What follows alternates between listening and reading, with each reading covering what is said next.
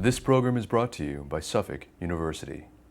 Please visit us on the web at www.suffolk.edu.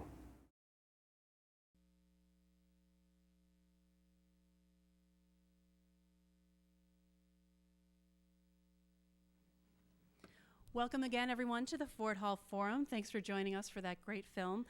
Again, this will go longer than 8:30, so please leave whenever you feel you need to. But I hope you'll stay with us. We are proud to be the nation's oldest continuously operating free public lecture series. And since we're short on time, I'll make the introduction quick. The Ford Hall Forum would like to thank the generous sponsors and members for making our free lectures possible. If you're not already a member, please stop by our information desk on your way out and get some information on that. This event is being recorded and will be available as a webcast on the WGBH Forum Network. When we get to the question and answer period, if you have a question, please step up to the microphone and ask it so that we can hear you, but also so that we can record you. In doing so, you're giving the Ford Hall Forum permission for us to record you. We present to you tonight the award-winning chef and owner of Rialto Restaurant, Ms. Jody Adams.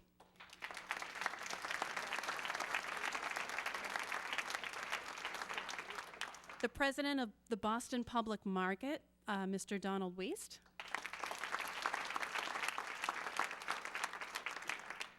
And senior food editor for Yankee Magazine, Ms. Annie Copps. And as I turn the microphone over to our moderator, please help me welcome Ford Hall Forum's Food Inc. panel. Thank you. Hi, everyone. Thank you all so much for coming and for paying attention to something that is so important to all of us. We all have to eat. And, well, how many of you are shocked? I do want to see a raise of hands. How many were shocked by the film? And I think that this is sort of a little bit of preaching to the choir. I think that we sort of know a lot more than a lot of maybe our friends and neighbors about where our food is coming from. I think this is a pretty enlightened group. Without showing hands, I just want you guys to think or maybe ask yourself this question. How many of you had a fast food meal this week or this month? Or fed that to your children? Or worse, saw the commercial for Kentucky Fried Chicken where they're not even bothering to put bread on the outside of it. They're taking 2 pieces of fried chicken and putting God knows what in the middle of it. And that's, I mean, how do you even eat that? And it's very, very frightening. Well, it's all about money, folks, as the film quite clearly showed us. And so let's start voting with our forks. There are about 308 million people that live in America. 10% of that is what, 30 million?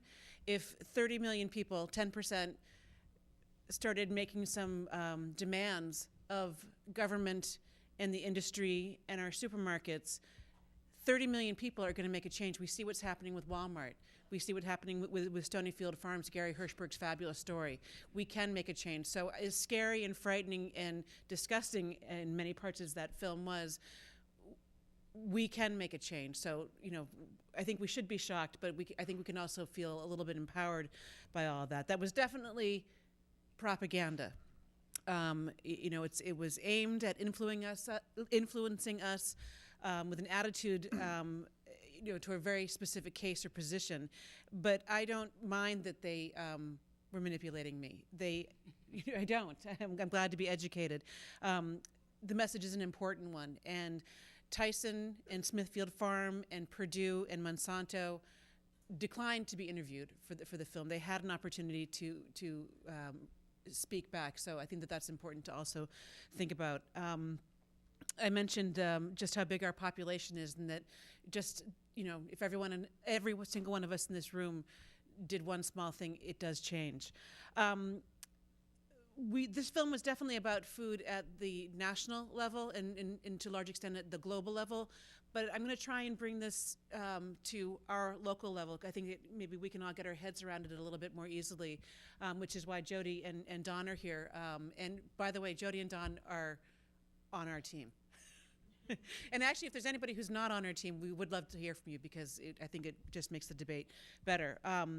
So to meet that end, I want to have Jody and Don each speak for a minute just about what the film meant to them and what their reactions are, and then we'll get into some pointed questions.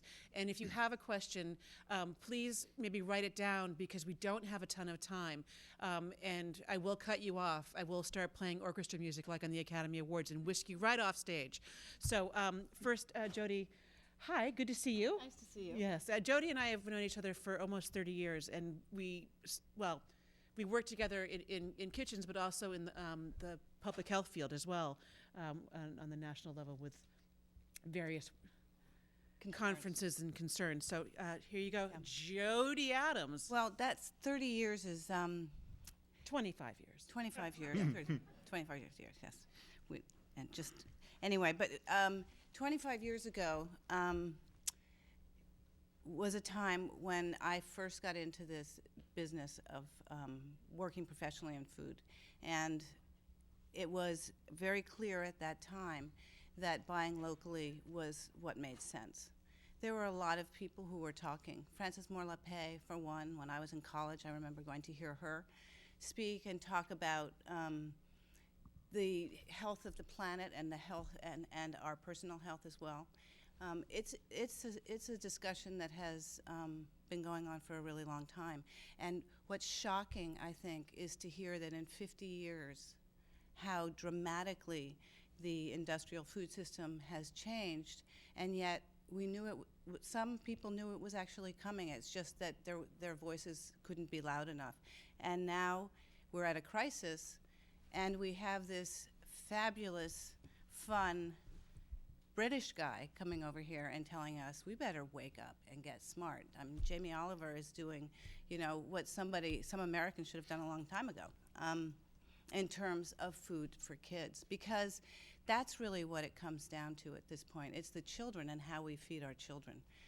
It's we're growing children that are unhealthy, and it has nothing to do with the choice that they can make. And I think that that's really what comes home to me loudly and clearly. And people have often asked me, as I do have children, how I feed my kids. What do I feed my kids? Is it, am I careful? Yes, I am. Yes, I am. Yes, I am. I can do that. It's a personal choice that I have made. But there's one thing that I was talking to my husband, who is very articulate on these subjects, about this movie and these issues. And we distilled it really to two words. One is authenticity, and the other is excess. We're trying to get back to a place of authenticity. Some of us never maybe left. And it's a huge struggle to do that because we are so geared to excess. And in everything that we do as Americans, we don't know how to stop. We're hungry, hungry, hungry for bigger, better, more. And if we could just get the message across that Michael Pollan came up with after he researched his last book, and he distilled it into those, whatever it was, 7 words. Eat food, mostly plants, not too much. It's as simple as that. It's what my grandmother did. It's what your grandmothers did. It's the way eating food used to be, and somehow we have to figure out how to get back there. Excellent. And for Michael Pollan fans, or those of you who don't know who Michael Pollan is, he was in the movie. He wrote Omnivore's Dilemma, his most recent book, In Defense of Food, and also Botany of Desire, 3 terrific books on food. And then Eric Schlosser, another great book, he wrote Fast Food Nation. And there's a companion book to this film called Food Inc., I think the companion book, which goes into further depth with all of the farmers and food producers, except, of course, those from Tyson, Purdue, Smithfield, and Monsanto, who declined to be interviewed for the book as well. So that's some further reading. There's also, Michael Pollan also has a little tiny book. Have you seen it? It's like... Food rules. How many food rules are there? 46 or something food rules, and it's just so simple. Well said, Jody. But hard. Yeah. Don, Hey. how do you feel about watching? Overwhelmed. I also have to say that the farmer in Virginia, I think Polyface Farms. Joel Salatin, yeah. Joel Salatin. Yeah. What a hero that guy is. Just such a charming, lucid, intellectually lively guy. I'll just talk briefly about my own involvement. I'm the volunteer chair of the Boston Public Market Association. By day, I'm a real estate lawyer working in real estate development. But I've been involved in this issue increasingly over the years. And our goal at the BPMA is to bring to Boston the kind of amenity that exists in a number of North American cities, and that is a permanent year-round public market, which is essentially a farmer's market that will be indoors. It will have a much greater variety of product than the seasonal farmers markets we have. We have a few farmers markets around Boston. In the summertime, we'll be running a couple ourselves this summer. But you don't have refrigeration at a seasonal farmers market. You're very limited in terms of what you can sell in terms of cheese, meats, seafood. There is some of that being sold, but the health restrictions make it difficult to sell a wide variety of product in that setting. So when we get a year-round indoor climate-controlled facility, we're going to be able to bring into the heart of Boston this enormous variety and abundance of extraordinary foods that are being produced in our region. New England is really one of the great food-producing regions of North America, but we don't see it because there's no place that really collects and brings everything together for us. If you go to Philadelphia, for example, and you visit the Reading Terminal Market there, you'll see what's coming in off the farms from Lancaster County, what the Amish farmers are bringing in. You'll see all the baked goods. You'll see the seafood. You see the regional cheeses. We don't really have anything in New England that brings together all we produce, and yet we have some of the best cheesemakers in the world. We have extraordinary seafood. The Pioneer Valley produces some of the best produce anywhere with incredibly rich soil. But as this film demonstrated so effectively, agribusiness production is what supplies the grocery store chains. Massachusetts farmers have too short of a growing season. Their parcels are too small. They can't produce at the price points to meet the requirements of the big supermarkets. And as a result, our food is coming often from thousands of miles away. And although we have all this extraordinary food being produced all around us, very close to us, it's not distributed into Boston. It's not available for sale. So the goal of our organization is to create a low-cost, nonprofit outlet so that the producers of the food can come to the city where the demand is and where the disposable income is and sell directly to their customers. That's the goal. There'll be all sorts of health benefits that will spin out of this. We calculate based on similar markets around the country that we can inject about $30 million a year in new sales into the regional agricultural economy, which is a big increase. And at the same time, we can produce a fabulous, fun amenity for the city where locals, home chefs can shop, tourists will visit, chefs like Jody will come in and look for stuff for their restaurants. You get this fabulous mix of people. It'll be a classic urban experience. The country will meet the city. And in moving forward with this project, we hope that we can help to push back against some of the problems that we just saw in this film. Excellent. I'm going to start with a question for Jody, and that is, Jody is the chef and owner of Rialto Restaurant in Cambridge, and it is by no means fast food restaurant. It's a beautiful restaurant with gorgeous food, and you feed so many people, including not just your customers, but your staff as well. And I'm just wondering, how much of your menu is driven by your own political ideas about food, and is this something that you talk about with your staff and your customer? Because I'm sure, here's your steak. Did you know that it's grass-fed? I mean, how much do you? Well, my job, Annie, and anybody else who's out there, really is to make good food. That is what I do. That's why people come to the restaurant, because the food is delicious. My position is one in terms of how I buy food and how I cook food, how I treat my staff, the kinds of relationships I have with the people who produce the food is one that I have chosen that just makes sense to me in the grand scheme of life. I like relationships. I like knowing the people that I'm buying from. And we've gotten to know lots and lots and lots of those people through an adventure program that I had at the restaurant called Guerrilla Grilling, where we'd go to farms, wake up the staff way earlier than they were used to. That meant 10 o'clock in the morning. And we went to oyster farms, cheese makers, chocolate makers, vegetable farms, and got to know the farmers, picked the food, cooked the food, sat down at a table with them, and ate the food. And the reason that I did that was not because it was a political statement, because I don't believe that my role as a chef and restaurateur and boss is to be a political leader. But it was just about doing what we do and being educated.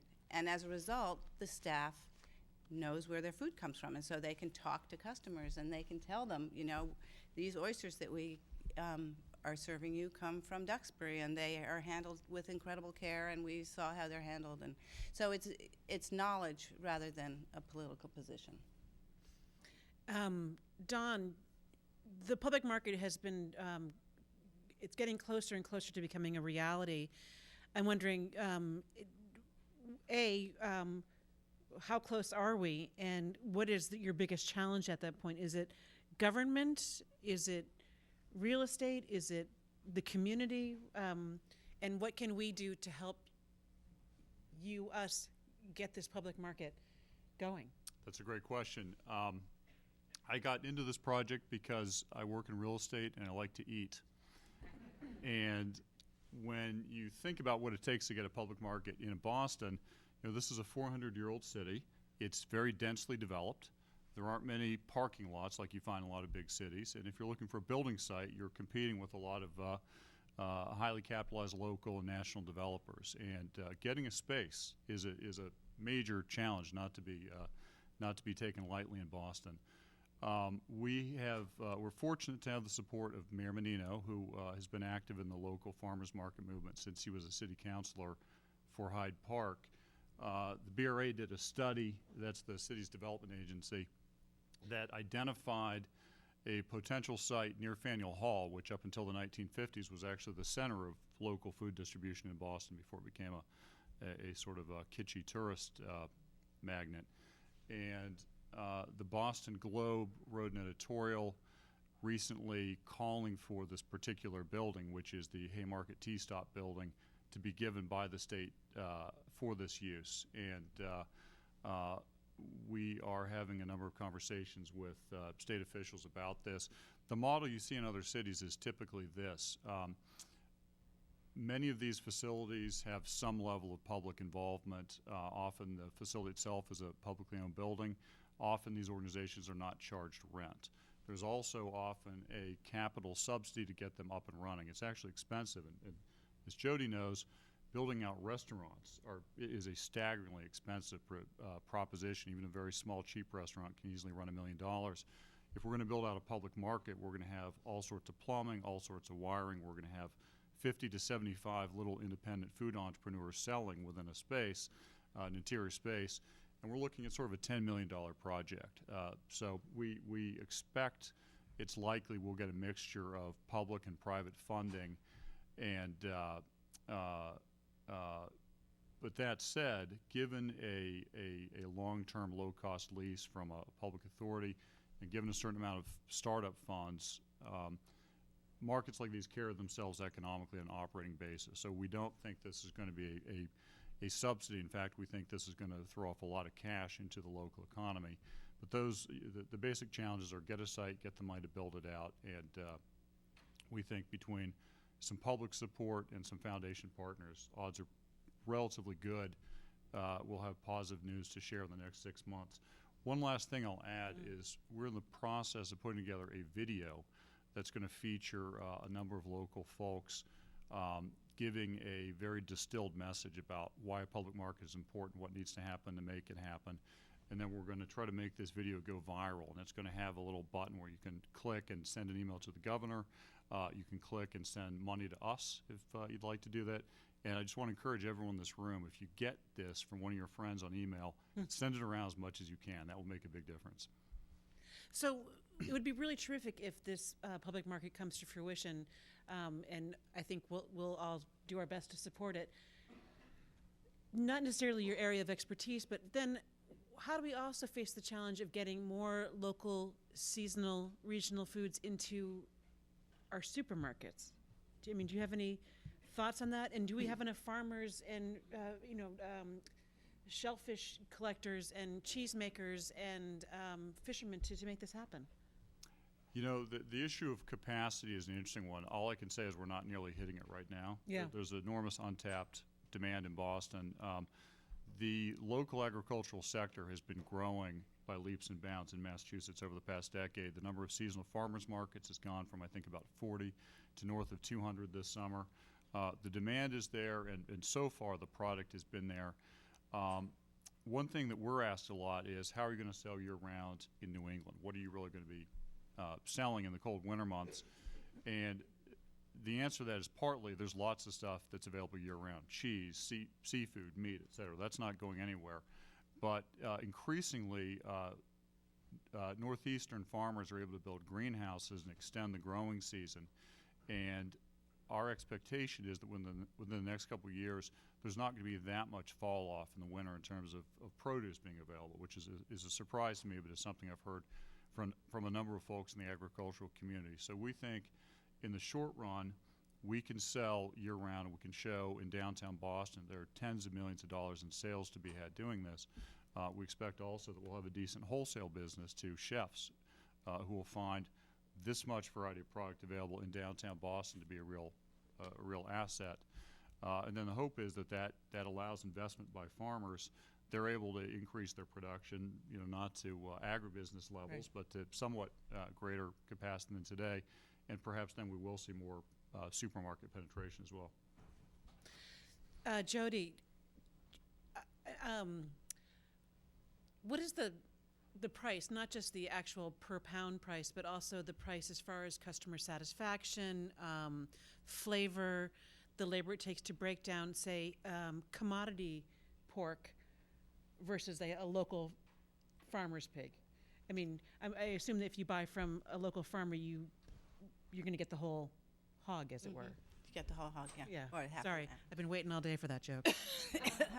Well, And it wasn't that first good, of I all, I personally, and I think for the people who work for me, to get a whole animal in, which doesn't happen very often, and to break it down is incredibly valuable, because I'm in the business of handling food. That's what I like to do. I like to touch it. I like to smell it. I like to, do things with cut it and cook it, and that's why I'm in this business. And so one of my favorite things to do is actually to break down animals and look at the muscle of the animal. There's no doubt that there's enormous value there for me and for my staff. In terms of flavor, you just can't compare the flavor, and our customers know, and our staff knows as well. So what it does mean, however, is that it's more expensive. Buying from local farmers is more expensive. Buying non-commodity meat is more expensive. And it was really brought home to us during the last 2 years when food was more expensive and the economy was taking a hit on everybody. And yet, not only did we not raise our prices, but we lowered our prices. And it meant that our food costs was skewed. And going into the summer months, as we're about to right now, I make a decision about what my food costs look like. That means what is the percentage per every dollar, how much am I spending on a carrot? And that number goes up every summer. And somebody coming in and sort of a business person zooming down and looking at my profit and loss statement would say, "What are you doing? You're crazy. You can get carrots for half that price. Why are you doing that?" And they're all of the reasons that were talked about in the movie. And one would hope that with a public market and more pressure on coming from us for farmers to produce, that we could actually do something about subsidizing. Because the concern for me is not about the people that can come to my restaurant. The concern for me is that family that was making a choice about a Burger King hamburger and a carrot. And I will tell you that they were probably from Mexico, and they probably in Mexico ate lots of fresh vegetables. People who come from cultures that aren't as rich as ours often eat better than we do. They eat more grains, they eat more beans, they eat more vegetables, because in those circumstances, those things are less expensive. I would like to see our world think about animal protein as more of a condiment as opposed to being the main event in the center of a plate. Right. Yeah. Here. I too was thinking about that family, and I was trying to figure out, just on paper, they had $12. There were 4 of them, and I was trying to think of the 4 pounds of broccoli, which might have been enough for them. That was almost half their budget right there. Onions, garlic, pepper, some brown rice and beans, but there's no animal protein in that, and that maybe would have fed them. And I bet you those kids wouldn't touch that meal, wouldn't go anywhere near, because they've been eating, that Burger King drive-through. But almost as bad as what they were eating, what was also heartbreaking to me was how they were eating it. The father driving and the food being handed and wrapped in paper to the 2 girls in the back seat of the car, and that's almost as frightening. And there are no single-income families, and it sounded like that family wasn't just a double income, but maybe both of them had 2 jobs. So, how do we, like Jody said, it's not the people that are going to Rialto, and probably us here in the room, but people who are in different circumstances. We're going to open this up to some questions. If you could come up to the microphone, and again, I will cut you off if your question's too long. Hi, sir. How are you? Hi, thank you for this evening's presentation. As you said, it is slanted, it is propaganda, but propaganda, after all, is spreading the facts. Yeah. It's not a bad word. Agreed. But on the other side of the organic versus processed, are there any drawbacks to organics? We saw many drawbacks to the other side. Absolutely. And Don and Jody jump in too.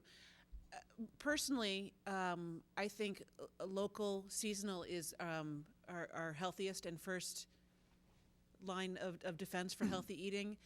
Organic is terrific, but organic can also be, there are organic Twinkies, right?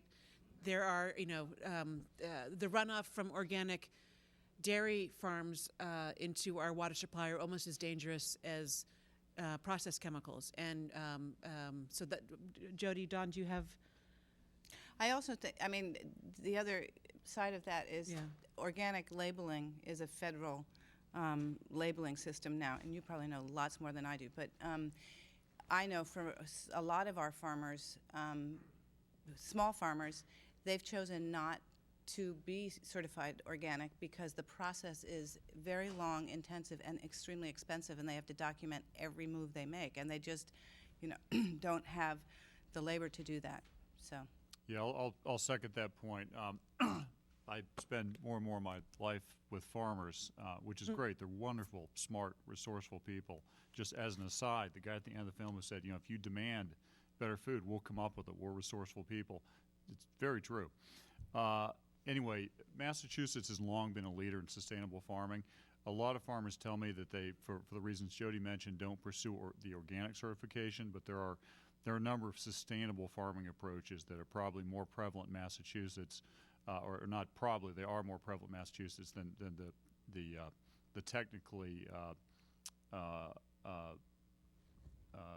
compliant organic production method. But I would say the reason that there is the other dark side of farming, industrial farming, is because there is so much food produced, and there is this notion that that's a good thing, and feeding lots and lots of people is a good thing. It's just, are there ways of doing it that don't involve such a dangerous approach? And can we eat less? There is a great article, if you haven't read it, on The Atlantic by a journalist who tried for his entire life to lose weight and could not do it, and ultimately had surgery, and talks about what an amazing luxury that is for him, that he could actually lose 150 pounds or whatever it was through surgery, but most people can't do that. And embedded in the article is all kinds of interesting information, but one of the things that really shocked me was that there's been a study done looking at the portion size and joy of cooking recipes that have gone since it was published in the early 1900s to now. Portion size in 17 out of 18 recipes increased 63%. So we're eating more than twice as much as we used to, and we don't need to. We really just don't. So producing lots and lots and lots of food is not necessary. I don't know. Do we need to do that here? We don't. We have too much food, and the excess food doesn't get to the people who are hungry, which is another topic for another Ford Hall Forum. You have a question for us. I was just also going to say that with organic food, some of it is just traveling in unconscionable distances. And, Yeah. And it's because we're feeling that we need to have strawberries in the middle of winter and so forth. But that's an aside. My question was, part of it is being able to demand and buy responsibly. And I feel that I try to. But yet so many stores are featuring products that are private labeled or that have no real place of manufacture. And so how can I, as a responsible consumer, knowledgeable consumer, get milk that is local or is Or at least know where it came from. right, and Yeah. living in a city? Okay, so I live in Boston, so I'm not going to, without a car, so I'm not able to go to farms. Thank you. Right, and then, even if you were able to go out to the farms, what's the carbon footprint of going out to the farm to get a gallon of milk? I think that one of the best ways you can do that is talk to, if it's milk, then the dairy manager at your market and say, hey, listen, I spend, $7,000 a year here at your grocery store. Whatever it is. Can you find out where our milk is coming from? And put some pressure on them, or get 10 friends to do the same thing. One person, maybe they might say, gosh, that's a little bit of paperwork. 10 people do it, oh, they're on me. 20 people do it, oh gosh, I have to do it now. And they're gonna get that information to you. And it's got to be small, grassroots, but they will respond to you. And Gary Hirschberg was saying, we got to be Goliath. Well, I'm reminded, actually, what an image came into my head if you go to a market in France or Italy, and just a street market anywhere, and the haggling that goes on between the seller and the buyer. And the buyer absolutely demands a right to know everything about whatever it is they're growing. And they're going to tell the farmer, whoever it is, that it's garbage, they're not going to buy it, and they have this nice little back and forth. And because of this veil that Michael Pollan talked about, we feel that we don't have the right to ask somebody in the market, and oftentimes they may not know. I absolutely agree with Annie. I think if you ask to speak to somebody in the market, and enough people do it, you can make a change. And that's why our markets have the kinds of things in it that they have today that they didn't have 10 years ago, because people were asking for them. The movie asked this question, but I'm just wondering about the Boston public market in particular, if it's planning on taking food stamps. It's a great question. Yeah, good question. There are a couple overlapping programs that have interested us. One is the EBT, the electronic food stamp payment, which is now called SNAP. It's the new acronym, the current acronym for the program. Boston also is fortunate to have a program called Bounty Bucks, which doubles the amount that you can spend if you're a SNAP payment recipient at farmers markets, up to $10 additional a week if you're buying fresh produce. We applied for a grant over the winter to the State Department of Agricultural Resources, and we got it. So at the two farmers markets we'll be running, one in front of South Station at what's called Dewey Square on the edge of the financial district, and the other at Government Center on the City Hall Plaza this summer. Both will be taking for the first time food stamps, and part of that grant is for the terminal, and part of it's for outreach. So we'll be going to various social welfare agencies, churches, et cetera. We'll try to spread the word that we can take these payments. We also take WIC payments. So, yeah, one perception we want to push back against as we advocate for the public market project is that it's entirely a kind of professional class phenomenon to be able to eat good, healthy local food. Our goal is to get people to a broad range of income levels to come in and shop. Yeah, really glad that you asked that question because we are talking about such as that family. They have $12 to spend for 4 people to eat, but if we're not giving them access to good, healthy, wholesome local food, they're never going to make it. We're going to take 3 more questions, and you, sir, are number 1. Hi. Ooh, I don't like public speaking. Oh, you're doing great so far. Itchy. I just retired from the produce business 33 years, and I'm picking up another career. And I've seen the produce business go from the mom and pop to what everything says here. But what really bothers me, how do we let the lawyers for Monsanto, who was hired to skirt the law for Monsanto, Yeah. go to the FDA? I mean, why can't we call these people to the... I just sit here and I'm looking and I'm saying, Monsanto, government. But see, you can. insane. That's the thing. Maybe all of us, that can be our task tonight to say, find out Clarence Thomas. Yeah. Let's write. I mean, we wrote letters about him before. Let's write a letter about this. I mean, Right. Exactly. Well, tonight, did anybody know about Clarence Thomas? I mean, I didn't know. Yeah. Only from seeing the film. But I Yeah. just see the Monsanto and he turns his card over. Yeah. I mean, we have to call these people in we have to vote somebody out and somebody in and... I agree, and I mean I think that it's not just local city councilmen and our mayor and our government, but it's our governor, but it's John Kerry. But in the movie, you see how they start at the bottom and Yeah. investing them. Something runs downhill, you start at the top. Right, fish stinks from the head down. Let me give you a partial. I'll give you a partial answer. In my opinion, Good, thanks. so much of the theme of that movie is about how transparency is so powerful. If you saw it was inside the chicken house, you may still eat chicken, but not from that producer. And my sense is that folks don't know how high-level executives are appointed to the FDA because that's a corner of government that the average American has very little awareness of, doesn't pay much attention to. You go in the supermarket and it's all bright and freshly lit and the floor is scrubbed and it seems very clean and sanitary. My sense is that the consciousness of the economic, political, health significance of the food we eat is rising, and it's rising with the explosion of farmers markets. And when you look at the food scene in Boston compared to what it was 20 years ago, the number of quality restaurants we have that are using locally sourced products, there's just been a sea change in, I think, our awareness of what our food is.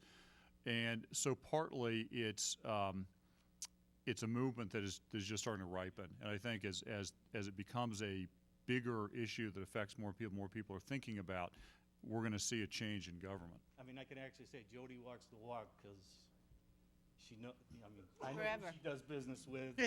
She's always been, one of the best anyway. But Thank you. I think there was a website to go on, www.foodinc.com. I think what Annie's saying is we have the ability to affect change. It's just we have to be loud and boisterous about it. And you asked about the supermarket where your milk comes from. Ask nicely where it came from. The sugar versus vinegar does attract more flies. Sir, question number 2. Yes. Yeah. Thus far, the panel is tilted toward incentives, market incentives to growers. Mm-hmm. And that's all well and good. I have a regret that there's not a lawyer on the panel. Don's a lawyer. Don is a lawyer. Okay. Yeah. Well, I have a regret that the lawyer is not talking about litigation. As far as suing these big as far companies? as the analog to the lawsuits against the tobacco industry Yeah. that were mentioned in the film, because there are such efforts in the food realm too, by the same lead lawyer and team, Dick Daynard at Northeastern University.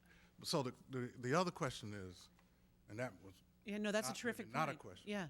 But I would like the panelists to address the question, what is the role of litigation in trying to alter the situation that you don't like now? Yeah. And then the second question is, if you look at it from the point of view of health promotion, there's not just the question of calories in and what kinds of calories are in, but also the question of calories out, levels of physical activity, availability of safe places to walk and ride bicycles. And so how does that play into your picture? That's terrific comments, and I'll speak briefly, and maybe you guys can speak on it as well.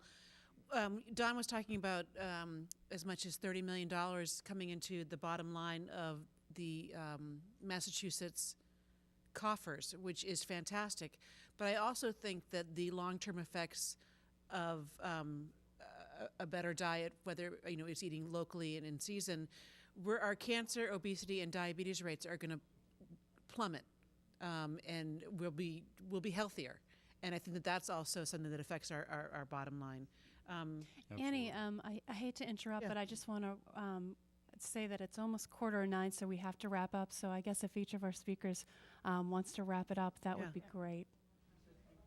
Oh, you have, I'm sorry, we have one more question. Can we go to the last question? Yeah, because we lost our... we lost our questioner.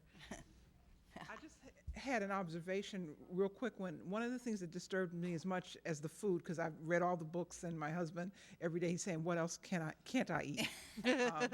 What now? Was the assault on free speech. I don't know if anybody, but that rang for me so clearly. The fact that in America somebody can forbid you to criticize, and I think that the forum is so important to have these free lectures, freedom of speech, freedom of thought, freedom of what you eat or can't eat.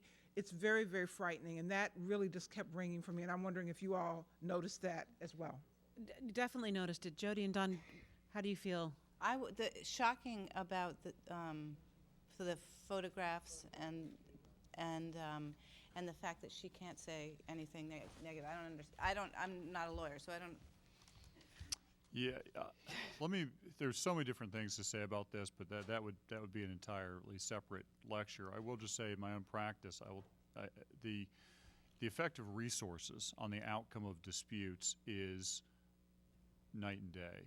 And as you saw, the guy who was the seed cleaner ended up settling because it's the cost of litigation is so high, and the need for expert witnesses, the time when you're paying on a per hourly basis, which is how most lawyers are paid, it is absolutely an unbalanced fight. And the only way those issues can really be addressed is if a foundation or if a large player, a civil liberties group, gets into the fight, because the individual simply can't pay the legal bills. I mean, you think about the discretionary income the average working class person has, then you add legal bills on the top of it, and you just never really get to a resolution of the matter. So it's less an indictment of how the justice system would treat the claim and more about the cost of getting that claim heard in court, which can be overwhelming. Okay, so what can we all do? Well, I think if Joel Salatin from Polyface Farm, he didn't say it in the movie, but I heard him say it at other conferences, he would all have us raising chickens in our backyard. And even I said, well, I live in an apartment. He said, yeah, it might be illegal, but do it. You drive 65 or 75 in a 40-mile-an-hour zone. There's not enough people to enforce that. So, maybe that's a little bit too big of a thing for me to do, but we can all shop better. We can demand local. We can demand seasonal. Vote with our forks, whether you're at the grocery store or at a restaurant. Work with your neighbors and, start a CSA, a community-supported agriculture, where you work with a farm and you get a bag of food, and that's the food you get, and you guarantee that farm can grow throughout the season. Bring a farmer's market to your area, or more local farmers into your stores. Get your kids involved. I think that's really important. Thank you, Jody and Don, so much, and Jen and Sally Jackson, and thank you all for coming. Thanks, everyone, for coming. If you'd like to support the forum and you happen to have something in your pocket, we have an esteemed board member who's taking donations as you leave. And thank you to our speakers for coming. We're happy to give you our Democracy in the Making book as a token of our appreciation. Good night. Hi. What do I